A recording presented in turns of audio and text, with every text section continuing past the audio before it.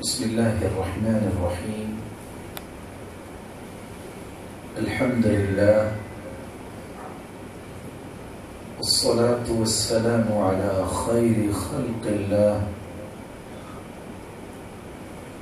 وعلى آله وصحبه ومن والاه. أما بعد، فأعوذ بالله من الشيطان الرجيم. إنما يتقبل الله من المتقين.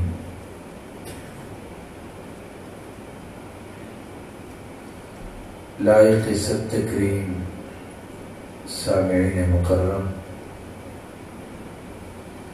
اللہ ذوالجلال کا شکر ہے جس نے ہمیں ایمان کی حالت میں رمضان المبارک کے ایام نصیب فرمائے۔ رب تعالی سب کی عبادتوں اور ریاضتوں کو شرف قبولیت سے نوازے۔ قبولیت یہ وہ ہدف ہے،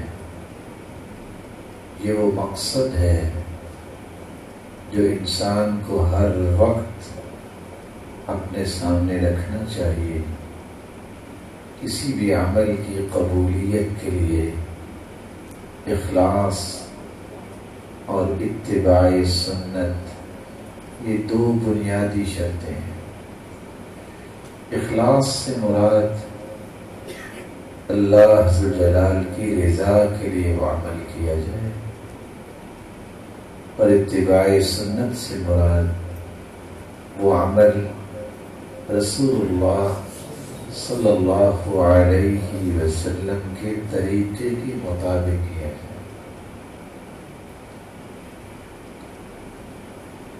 صحابہ کرام رضی اللہ عنہم وارضاہم، ان کے نزدیک قبولیت کتنا وزن رکھتی تھی۔ عبداللہ بن عمر رضی اللہ تعالی عنہ فرمایا کرتے تھے، لو علمت ان اللہ تقبل منی رکعتین، اگر مجھے پتہ چل جائے کہ میرے مالک نے میری 2 رکعتیں ہی قبول کر لی ہیں، لاتکلت، تو میں اس پہ اتنا خوش ہو کہ اللہ پہ توکل کر لوں، کیونکہ اللہ ذوالجلال کا فرمان ہے بِأَنَّ اللَّهَ يَقُولُ إِنَّمَا يَتَقَبَّلُ اللَّهُ مِنَ الْمُتَّقِينَ، کیونکہ اللہ ذوالجلال کا فرمان ہے کہ وہ صرف متقی لوگوں کا عمل قبول کرتے ہیں۔ اور عبداللہ بن مسعود رضی اللہ تعالی عنہ کہا کرتے تھے، لَأَنْ أَكُونَ أَعْلَمَ أَنَّ اللَّهَ تَقَبَّلَ مِنِّي عَمَلًا أَحَبُّ إِلَيَّ مِنْ أَنْ يَكُونَ لِي مِلْءُ الْأَرْضِ ذَهَبًا۔ اگر مجھے علم ہو جائے کہ میرے مالک نے میرا عمل قبول کر لیا ہے، اس کے مقابلے میں اگر پوری زمین سونے کی بھر کے مجھے مل جائے تو اس سے زیادہ قیمتی چیز میرے نزدیک یہ ہے کہ میرا عمل میرا مالک قبول کر لے۔ اور فضالہ بن عبید رضی اللہ تعالی عنہ کہا کرتے تھے، لَأَنْ أَعْلَمَ أَنَّ اللَّهَ تَقَبَّلَ مِنِّي مِثْقَالَ حَبَّةٍ مِّنْ خَرْدَلٍ أحب إلي من الدنيا وما فيها. اگر دنیا اور جو کچھ دنیا میں ہے مجھے مل جائے، میں دنیا کا مالک بن جاؤں، اس سے زیادہ پیاری چیز مجھے یہ لگتی ہے کہ میرا معمولی سا عمل بھی اللہ کی بارگاہ میں شرف قبولیت سے نوازا. تو میں بھی رب تعالی سے دعا کرتا ہوں کہ اللہ عز و جلال رمضان المبارک کی مبارک ساعتوں میں کیے گئے تمام اعمال کو اپنی بارگاہ میں شرف قبولیت سے نواز دے. آج کی اس مبارک مجلس میں آپ کی خدمت میں میں صرف 2 باتیں پیش کروں گا.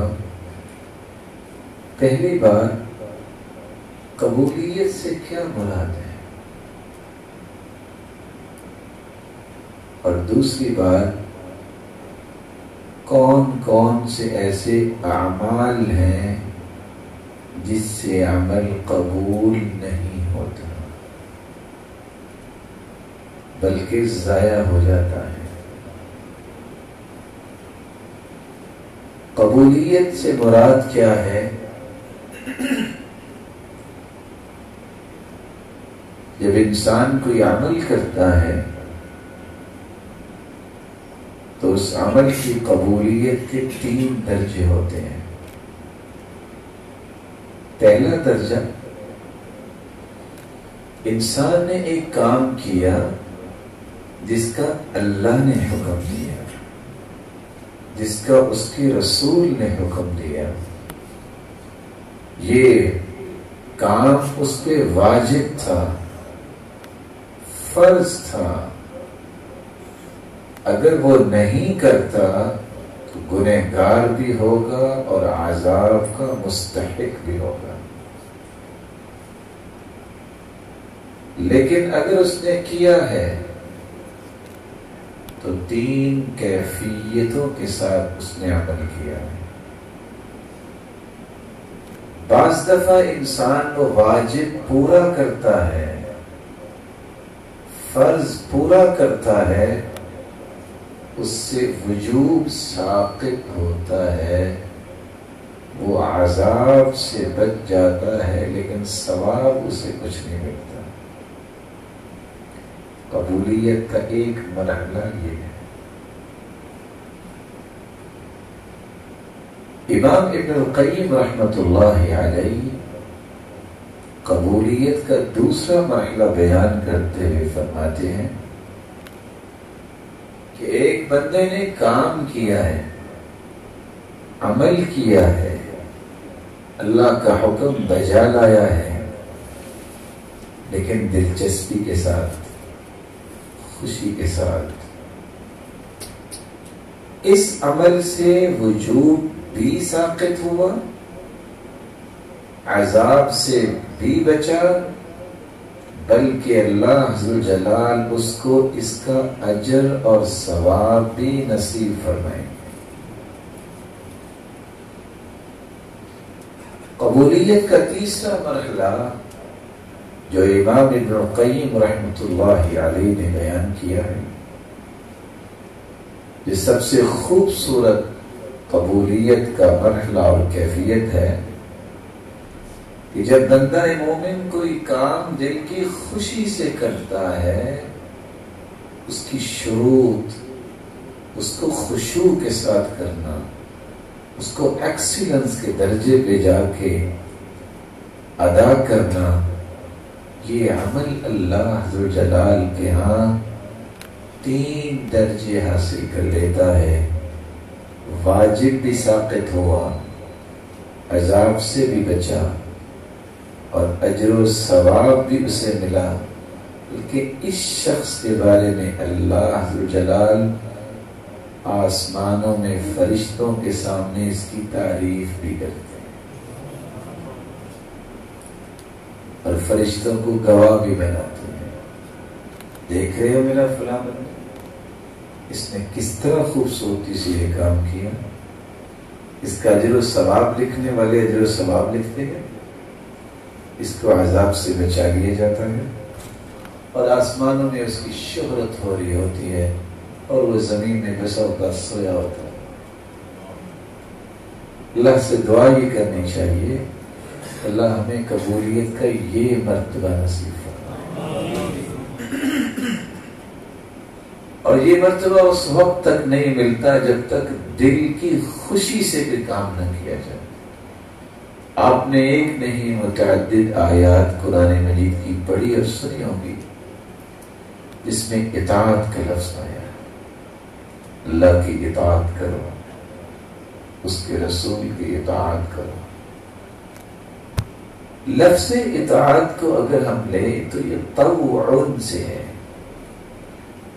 طوعن سے مراد کسی کام کو سر انجام دینا لیکن خوشی سے، جبرن نہیں، کسی سے ڈرتے ہوئے نہیں، بلکہ دل کی خوشی سے کام کرنا، یہ میرے رب کا حکم ہے، یہ اس کے محبوب کا حکم ہے، میں نے کرنا ہے۔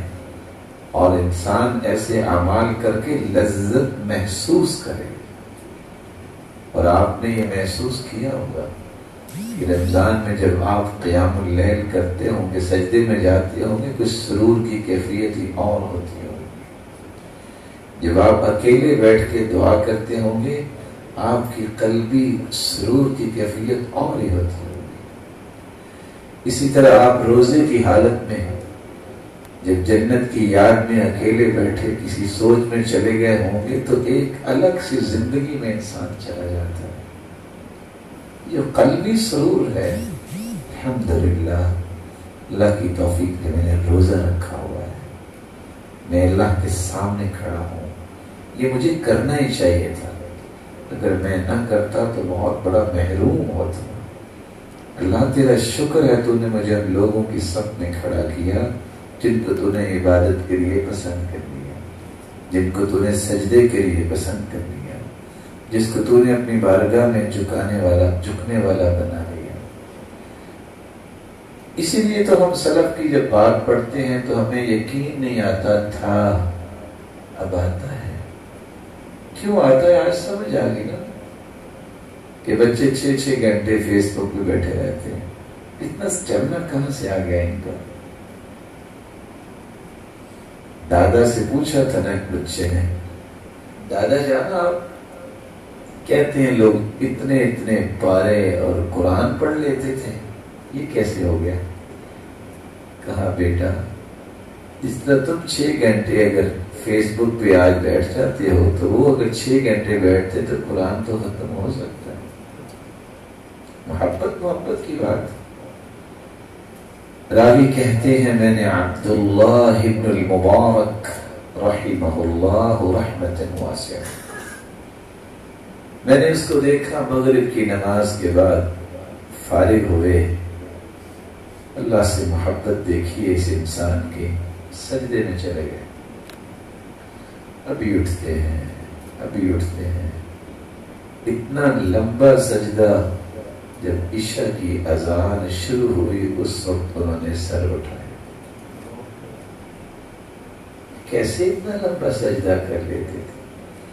کہ ان کو سجدے کے اندر جو لذت آتی تھی، جو سرور آتا تھا، جو قلبی طمانینت کا احساس ہوتا تھا، وہ عام بندے کو محسوس نہیں ہوتا۔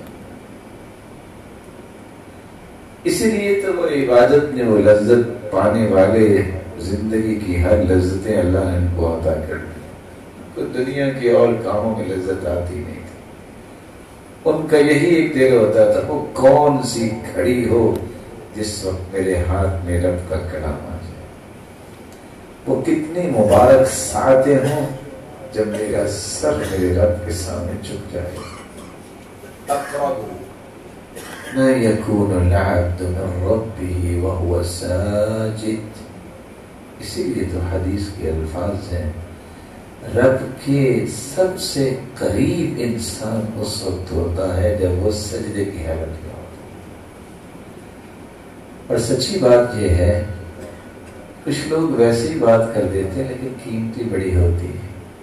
کہنے والے اس لیے کہتے ہیں زیادہ سجدے کیا کرو جوانی میں، کیونکہ دیکھا گیا ہے کہ بڑھاپے میں سجدہ نہیں کیا جاتا، اشارے سے نماز پڑھنی پڑتی ہے، اگرچہ اس کا بھی اجر اللہ پورا ہی دیتے ہیں، کہیں بوڑھے لوگ پریشان نہ ہو جائیں، رب نے ان کے لیے آسانی رکھی ہے۔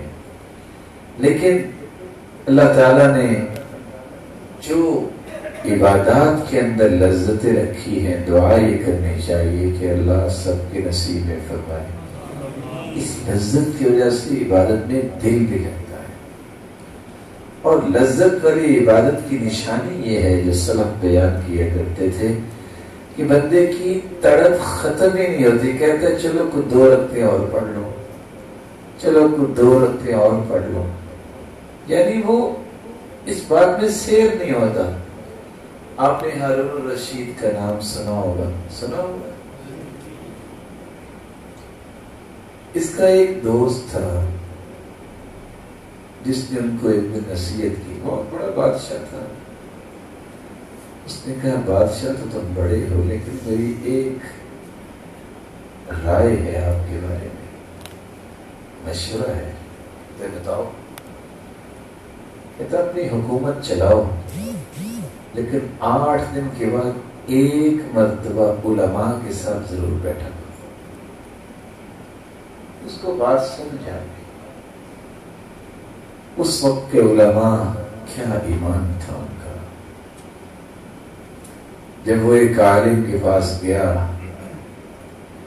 ہارون الرشید رحمہ اللہ، تو عالم نے دیکھا کہ بادشاہ وقت آ رہا ہے، اس نے فوراً جو ہے وہ چراغ گل کر دیا کہ میرے پاس نہ ہی آئے تو اچھا ہے، کہ وہ لوگ جانتے تھے ومن اتی ابواب السلاطین فقد افتتن، بادشاہوں کے در و دربار پہ جاتا ہے اور فتنے میں پڑ جاتا ہے، اس کو یہ بھی خطرہ لائق، وہ خطرہ نہیں ہے، وہ کیسے آ رہا۔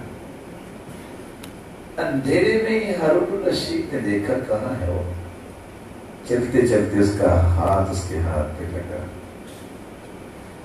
وہ عالم ہاتھ پکڑ کے کہتا ہے کاش یہ اتنے ملائم ہاتھ آگ سے بچ جائیں۔ بس ہارون الرشید اس وقت رونے لگے۔ دلوں کی کیفیت دیکھی ہم لوگوں کی۔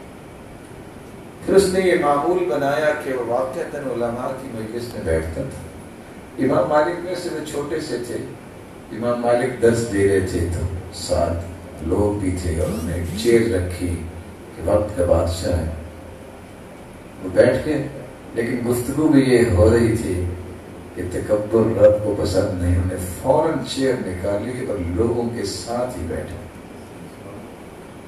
پھر وہ وقت آیا کہ اللہ نے دین کی اتنی محبت دی، زبیدہ ان کی بیوی اپنے صدارتی محل میں قرآن بچیوں کو پڑھاتی تھی، اور 103 بچیاں ان کے پاس تھیں، جن میں سے 70 بچیوں نے اپنے ہاتھ سے پورا قرآن مجید خط کوفی میں لکھا تھا۔ اور یہ وہی عورت ہے جس کے نام پہ زبیدہ نہر بنی، اور بنوائی بھی اس نے حاجیوں کے لیے، عمرہ کرنے والوں کے لیے آسانی کی۔ اور جب انجینئر نے آ کے یہ رپورٹ دی کہ بہت مہنگا کام، پتھریلا علاقہ ہے، پتھر کو کیسے کاٹیں گے، اس نے کہا تھا اگر ایک مرتبہ پتھر توڑنے کے لیے 1 ضرب کا 1 دینار بھی خرچ آئے تو میں پھر بھی تیار ہوں۔ نہر جب مکمل ہوئی، دجلہ کے کنارے پہ بیٹھی تھی، وہ حسابات جب پیش کیے گئے اس نے پکڑے اور دجلہ میں پھینک کے کہا اللہ میں نے بغیر دیکھے ادائیگی کر رہی ہوں، میرے حساب بھی بغیر دیکھے مجھے جنت دے دے۔ اور یہ وہی ہارون الرشید ہے کہ جس کے بارے میں بیان کرنے والے بیان کرتے ہیں، وہ کہتے تھے پھر میں جب رات کو قیام نہیں کر لیتا، اور بعض نے تو یہ لکھا ہے وہ کہتے تھے جب تک میں 100 رکھتے نہیں پڑھ لیتا، مجھے چین نہیں آتا۔ اللہ ذو الجلال ہمیں توفیق بھی دے اور پھر ہمارے معمولی کاموں کو قبول بھی فرمائے۔ دوسرا نقطہ، کون سے ایسے اعمال ہیں جو ہمارے اعمال کی قبولیت کی رکاوٹ بنتے ہیں؟ انسان کو تصویر کا دوسرا رخ بھی دیکھنا چاہیے اور امت کو یہ باتیں پہنچانی چاہیے۔ سب سے پہلا عمل، آپ دن رات نیکیاں کریں، آپ دن رات صدقے کریں، دن رات ذکر کریں، دن رات آپ خیر خواہی کے کام کریں، لیکن اگر شرک کر لیا تو آپ کا کوئی بھی عمل اللہ کے ہاں قابل قبول نہیں ہو۔ اس لیے اللہ عز و جلال نے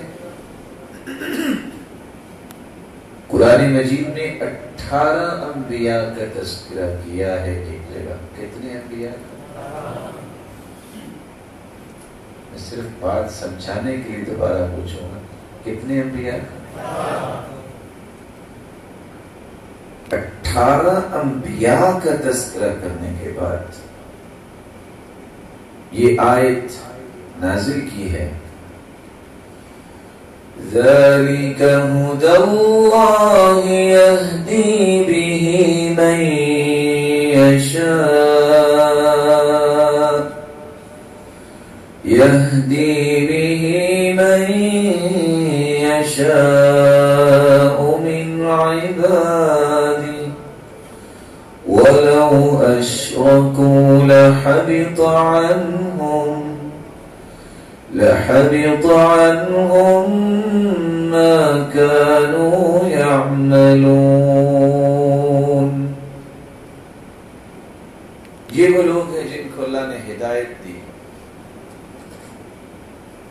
ان کی ہدایت کو اختیار کرو۔ اگر یہ 18 انبیاء بھی شرک کرتے تو ان کی زندگی کا ہر عمل ضائع ہو جاتا۔ اس لیے میں آپ کی خدمت میں گزارش کرنے جا رہا ہوں، شرک ایک ایسا گناہ ہے، ایسا ظلم ہے کہ اس کی کوئی معافی نہیں ہے۔ ان اللہ لا یغفر ان یشرک بہ ویغفر ما دون ذلک لمن یشاء۔ اللہ شرک معاف نہیں کریں گے، بقیہ کمی کوتاہی کو رب چاہیں گے تو قیامت کو معاف کر دیں گے۔ اور مشرک کے لیے بھی اللہ کے رسول کی سفارش بھی نہیں ہوگی۔ اس لیے آج انسانی رویہ کو دیکھ کے انسان کو شرمندگی ہوتی ہے۔ سجدہ صرف اللہ کو کیا جا سکتا ہے،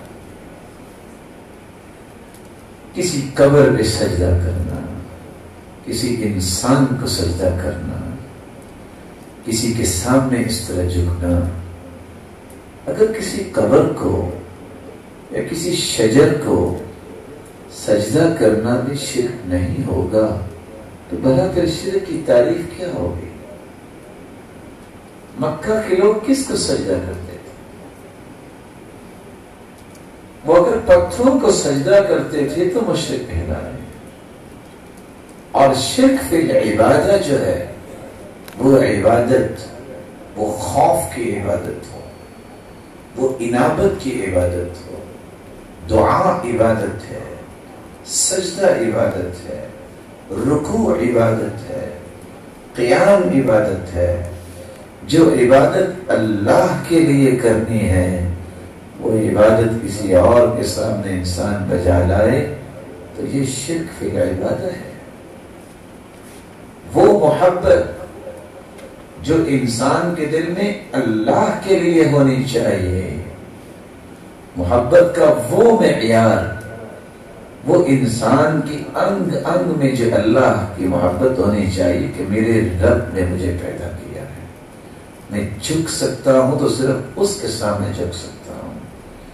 اگر اس طرح کی محبت انسان کسی اور کے سامنے بھی پیش کرتا ہے، شرک فی المحبت ہے، یہ محبت میں شرک ہے۔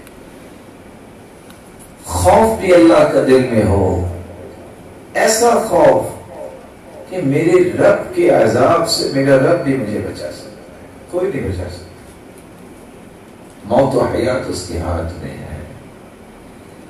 اس طرح کا خوف بھی اگر انسان کے دل میں کسی انسان کے بارے میں آ جائے، یہ بھی شرک ہے۔ ایک ہوتا ہے فطرتی خوف، وہ ہر انسان میں موجود ہے، سانپ کو دیکھا ڈر گیا، اچانک سے اس کو کچھ چیز نظر آئی ڈر گیا، اس کو کہتے ہیں طبعی خوف۔ ایک ہے کہ زندگی کے معاملات کے بارے میں، موت و حیات کے بارے میں، آخرت کے بارے میں کہ اگر میں نے اس کی بات نہ مانی تو میں جہنم میں چلا جاؤں گا، اس کی بات مانوں گا تو میں جنت میں جاؤں گا۔ جنت اور جہنم کس کے پاس ہے؟ اس کا مالک کون ہے؟ اللہ کے حکم کے بغیر کوئی جنت میں نہیں جا سکتا۔ یہ جہنم میں بھی بھیجنا ہے تو اللہ نے بھیجنا ہے، کسی اور کی جرات کیا ہے کہ وہ یہ کام کرے؟ اللہ عز و جلال نے جنت بنائی اور جہنم بھی بنائی، اس لیے دعا کیا کریں یا اللہ زندگی میں ہمیں شرک کی ہوا بھی نہ لگے۔ حدیث کے الفاظ ہیں، ایک شخص نے صرف اتنا لفظ بول دیا، ما شاء اللہ وشئت۔ کیا لفظ بولا؟ ما شاء اللہ وشئت۔ اللہ کے پیارے پیغمبر، ہوگا وہی جو اللہ چاہیں گے اور آپ چاہیں گے۔ اللہ کے رسول غصے میں آ گئے، فرمایا اجعلتنی للہ ندا، تم نے مجھے اللہ کا شریک بنا دیا کہ جو اللہ چاہیں گے جو میں چاہوں گا؟ نہیں، قل، کہو یہ ما شاء اللہ ثم شئت، ہوگا وہی جو رب چاہے گا، پھر اس کے بعد آپ اللہ سے دعا کریں گے تو اللہ پھر اس کو بھی قبول فرمائیں گے۔ اللہ اور اس کے پیغمبر کو برابر کر دینا کہ جو فیصلہ اللہ کا ہے اسی طرح کا فیصلہ اللہ کے رسول کا، وہ بھی جو چاہیں گے ہوگا وہ اللہ کی مرضی سے ہوگا، اللہ کے حکم سے ہوگا۔ خالق و مخلوق کو برابر نہیں کیا جا سکتا۔ ہمارا ایمان ہے پوری کائنات بشمول انبیاء، اولیاء، اصفیاء، سارے کے سارے جمع ہو جائیں، محمد مصطفیٰ کی عظمت کو نہیں پہنچ سکتے۔ ایمان ہے، لیکن ہمارا عقیدہ یہ ہے ہوگا وہ جو اللہ چاہیں گے، کسی اور کے چاہنے سے کچھ نہیں ہو سکتا۔ جب تک میرے رب کا فیصلہ نہیں ہوگا، میرے رب کا امر نہیں ہوگا، میرے رب کی حکمت نہیں ہوگی، وہ کام نہیں ہو سکتا۔ یہ نقطہ اگر کسی کی سمجھ میں آ جائے، ساری زندگی سینکڑوں کڑیوں سے آزاد ہو جاتا ہے، غموں سے بھی آزاد ہو جاتا ہے۔ ایک کام نہیں ہوا، اللہ نے لکھا ہی نہیں، دوائی کھائی ہے صحت نہیں ملی، اللہ نے لکھی نہیں، دوائی میں صحت شفا کس نے ڈالنی ہے؟ اور یہ کیسے ہو سکتا ہے کہ شفا اللہ ڈال دے پھر دوائی کہیں میں نے اثر نہیں کرنا؟ یہ کیسے ہو سکتا ہے؟ یہ ہے چھوٹی چھوٹی باتیں، لیکن یہ ایمانیات کا وہ ایسا مضبوط قلعہ ہے جس میں انسان چلا جائے اس کی پریشانیاں ختم ہو جاتی ہیں۔ اور میں کبھی کبھی لوگ سوال بھی کرتے ہیں، کہتے ہیں جی بس بچوں کا تو خیال ہی کو نہیں کرتا خامن، وہ ایک بچہ اللہ نے دیا تھا، اس نے مار دیا، اور لفظ سیدھے بول دیا ہوتے ہیں، کس نے مار دیا؟ یہ وقت پہ اگر ہاسپٹل میں لے جاتا تو بچ جاتا۔ میں سوچ میں پڑ جاتا ہوں، یعنی اس کی بات کو اگر تھوڑا سا ایکسپلین کریں، اس کا مطلب یہ تھا کہ اگر یہ وقت پہ لے جاتا ڈاکٹر کے پاس تو ڈاکٹر چونکہ کھڑا تھا تو ملک الموت نے ڈر جانا تھا، آج نہیں میں اس کی روح قبض کرتا، کیونکہ ڈاکٹر انجیکشن نہ لگا دے، یہی مانا ہوا نا۔ اگر ڈاکٹر جان کسی کی بچا سکتے ہوتے تو کبھی ڈاکٹر کو موت آتی نہیں۔ میرے پیارے بھائی، یہاں دو باتیں سمجھنی چاہیے، ایک چھوڑ کے 1,00,000 ڈاکٹر جمع ہو جائے، جس کا وقت آ گیا ہے اس کا وقت آ گیا، وہ کبھی بھی لیٹ نہیں ہو سکتا۔ اذا جاء اجلهم فلا يستأخرون ساعة ولا يستقدمون۔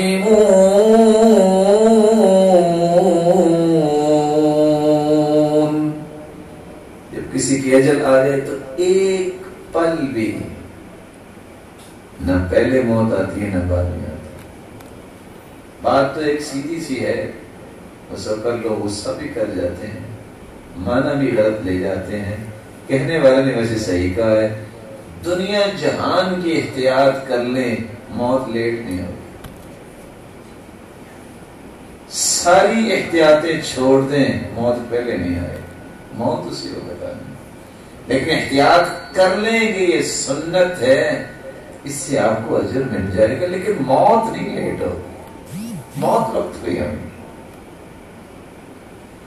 عبداللہ بن عباس رضی اللہ تعالیٰ نے کسی سے سوال کیا، ان سے کسی نے سوال کر دیا، یہ جو ہدہد ہے نا، دیکھا ہوا آپ نے؟ نہیں دیکھا؟ آپ شک میں پڑ گئے، ہدہد نہیں دیکھا؟ کتنا بڑا ہوتا ہے؟ کتنا بڑا ہوتا ہے؟ اچھا چھوٹا سا ہوتا ہے۔ یہ پرندہ کتنا اللہ تعالیٰ کا پیارا ہے، اس پرندے کو اللہ نے، اس کا ویسے دماغ کتنا کو ہوگا؟ 2 کے ہو جائے،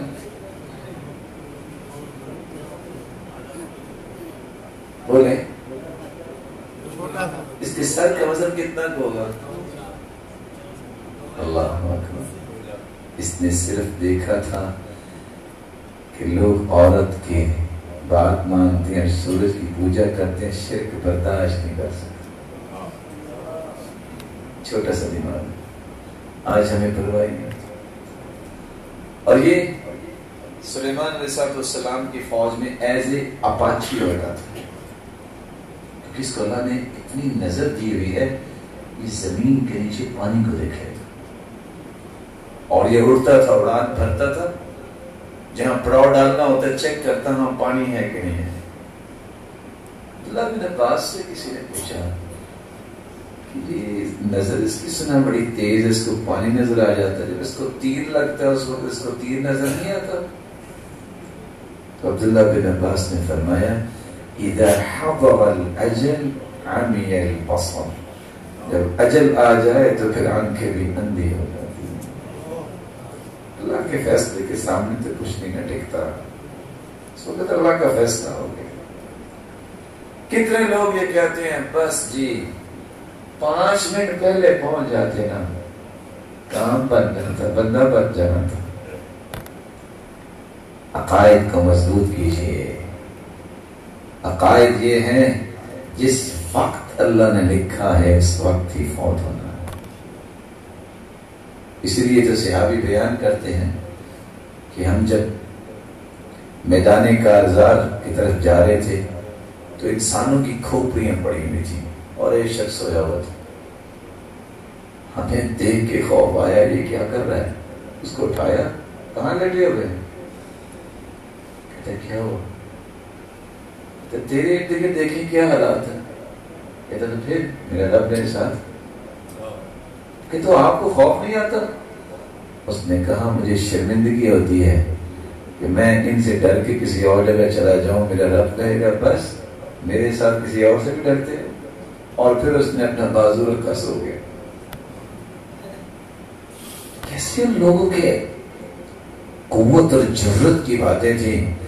آج گھر میں چھپکلی آ جائے تو پورے گھر میں شور مچا ہوتا ہے، اور خصوصاً ان لوگوں کا جن کا ذہن ہے کہ ہمیں مردوں کے شانہ بشانہ چلنا ہے،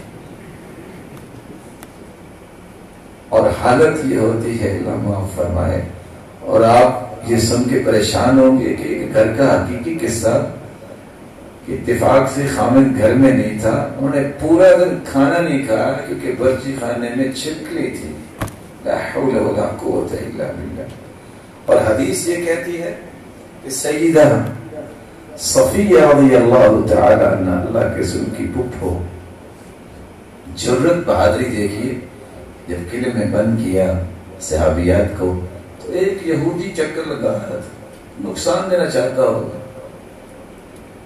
کس طرح وہ خیمے کی لکڑی اٹھا کے آگے چھری لگا کے عورت ذات مارا اور اس کو وہیں گرا دیا، ٹھنڈا کر دیا۔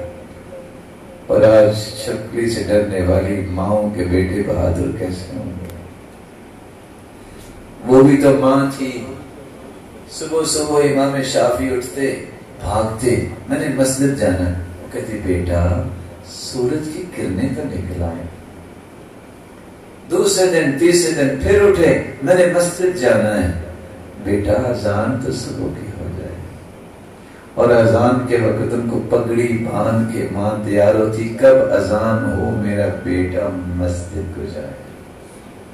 اور آج ٹوکن کے نام پہ، ٹیکس کے نام پہ بچے جاتے بھی 8 دن کے بعد اسکول، کہتے ہیں کتنے پیسے دو گے تو جاؤں۔ وقت بدل گیا ہے، اللہ سب کی اولادوں کو نیک بنائے۔ میرے بھائیوں، شرک سے پناہ مانگا کرو، شرک یہ بہت بڑا گناہ ہے، جس طرح نہ چھوڑنا اس سے بڑا گناہ ہے۔ دھوکہ دینا گناہ ہے، لیکن شرک سے بڑا کوئی گناہ نہیں۔ اللہ عز و جلال ہمیں یہ احساس نصیب فرمائے۔ لفظوں پہ غور کیجیے گا، اللہ کے رسول نے فرمایا وَإِن قُطِعْتَ أَوْ حُرِّقْتَ، میرے صحابی تیرے ٹکڑے کر دیے جائیں اور تجھے جلا دیا جائے، شرک نہ کر، فرض نماز نہ چھوڑ۔ اور روایت آپ نے سنی ہوئی ہے، میں صرف دہرائے دیتا ہوں، وہ شخص جو دیوی کے نام پہ جن دونوں کو پکڑا گیا کہ تم اس کے نام پہ کوئی چیز دو، ایک نے کہا نہیں، اللہ کے نام پہ دے سکتے ہیں۔ کہا گیا وَلَوْ ذُبَابًا، مکھی قربان کر دو۔ وہ ایک نے سوچا مکھی کی کیا ہے، ٹھیک ہے جی۔ دوسرے نے کہا مکھی بھی کس نے پیدا کی، یہ نہیں ہو سکتا۔ فَقَتَلُوا، وہ مکھی بھی قربان کرنے پہ تیار نہیں ہوا، انہوں نے قتل کیا۔ روایت بتاتی ہے فَدَخَلَ الْجَنَّةَ، یہ جنت میں چلا گیا۔ اور دوسرے نے مکھی قربان کی اور نذرانہ چڑھایا، فَدَخَلَ النَّارَ، وہ جہنم میں چلا گیا۔ کتنے کی مکھی آتی ہے؟ کیا جی؟ مکھی کتنے کی آتی ہے؟ مسلمانوں کو سمجھانا چاہیے، جو 10 من دودھ لے جاتے ہیں، کہتے ہیں کہ قبر والے کے نام پہ ہم چڑھاوا چڑھاتے ہیں، ان کو بتانا چاہیے مسلمانوں کا یہ رویہ نہیں ہونا چاہیے۔ کچھ لوگ گالیاں دینے لگ جاتے ہیں، جائز نہیں ہے گالیاں دینا، ہم صرف گزارش کر سکتے ہیں، سمجھا سکتے ہیں، بتا سکتے ہیں۔ اگر ایک مکھی کا چڑھاوا چڑھانے سے نتیجہ یہ نکلتا ہے، کیا بنے گا ان لوگوں کا جو بے دریغ کروڑوں روپے لوٹا دیتے ہیں، اور کس بات پہ؟ جن باتوں پہ سید المرسلین نے منع کیا ہے۔ اللہ عز و جلال ہم کو زندگی کی آخری سانس تک شرک سے محفوظ کرے۔ دوسرا عمل جس سے انسان کے کوئی بھی عمل قبول نہیں ہوتا اگر اس نیت سے کرتا ہے، ریاکاری کی نیت، دکھلاوا، شہرت، واہ واہ۔ عبداللہ بن حبیب محدث ہیں، ان کے پاس سفیان گئے کہ حدیث نہیں، حدیث بیان کرو۔ کہتے میں نہیں کروں۔ آپ کیوں نہیں کریں گے؟ کچھ دیر کے بعد کہتی اچھا اب میں بیان کرتا ہوں۔ تو کیا مطلب؟ کہتے جب آپ نے پہلی مرتبہ کہا تھا نا تو میرے دل میں خیال آیا میں کتنی بڑی چیز اور اتنا بڑا محدث مجھ سے حدیث سننے آئے، میں نے اس ڈر سے بیان نہیں کیا کہ یہ جو میرے دل میں خیال آیا ہے میرا عمل ضائع ہو جائے۔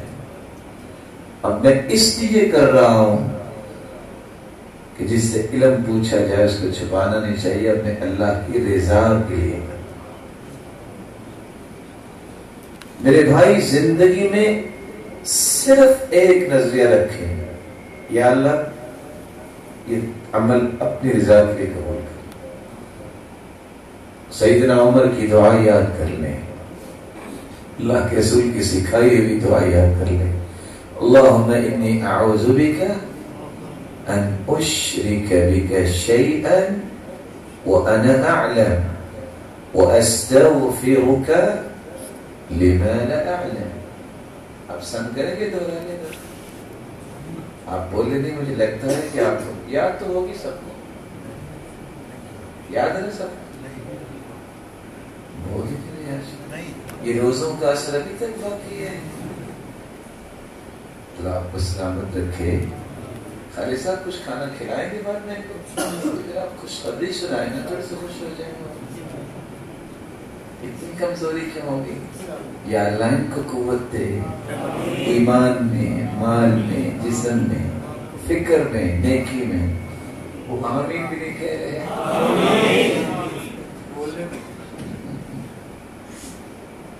بعض دفعہ لوگ اس میں شرم محسوس کرتے، لوگ یہ چھوٹی چھوٹی دعائیں اب ہم دہرائیں